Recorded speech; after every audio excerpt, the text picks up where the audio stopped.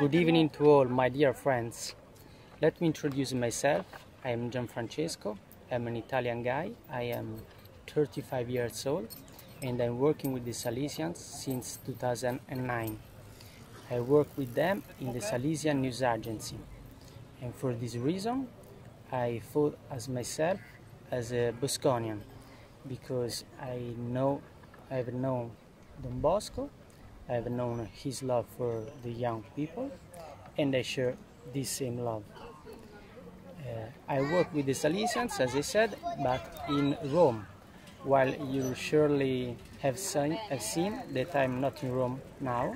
I am in Pisa, because this day is an important day to me and I want to celebrate it.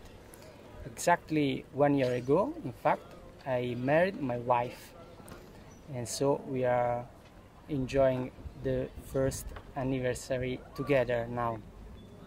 So when it was asked to me to share a Goodnight talk right on this day, I thought to speak about love, speak about vocation, especially for the youngsters of you who are thinking about a marriage, who imagine themselves as a wife or husband in their future.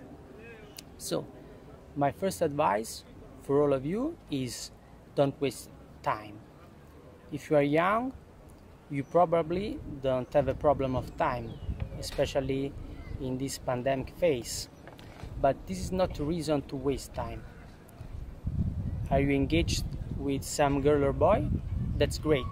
But spend your time only with someone who gives you something good, who gives a good taste to your days. Don't waste your time with someone who you really don't care, only for fear to be alone or be judged by your friends. My second advice is use your time to really know your partner. If you are a young people or a young adult, ask yourself, ask between the couple, what do you really want to do in your life? How do you imagine yourself in 5 or 10 years? Who would I want to be next to at that time? Where would I want to be? Because it's important to have common plan for the future if you want to make a family. Third, prepare yourself spiritually and practically.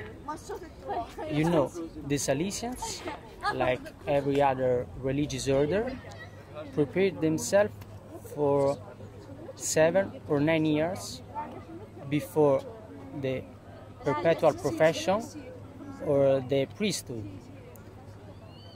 Instead, if you want to marry in a couple, in Italy, it's enough to attend the course of 6 or 8 meetings, and then you can marry your wife or your husband in the church.